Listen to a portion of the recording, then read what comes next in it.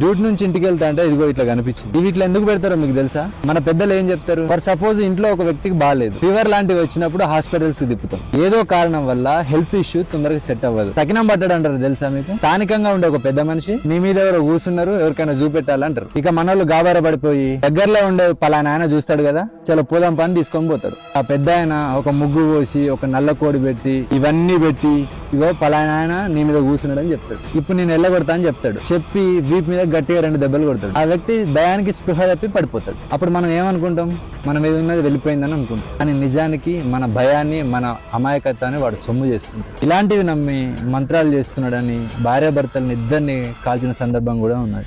వీటిని ముట్టుకుంటే నిజంగా ఏమన్నా అవుతుందా? ఇది కొబ్బరికాయ, ఇందులో హెల్దీ ఫ్యాట్స్ ఉంటాయి, ఫైబర్ ఉంటుంది, డైజెషన్ కూడా మంచిది,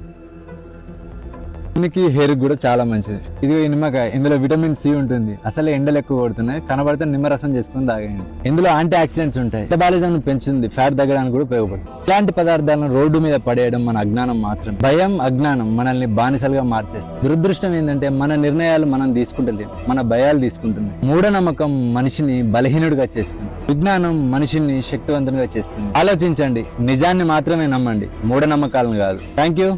జై హింద్.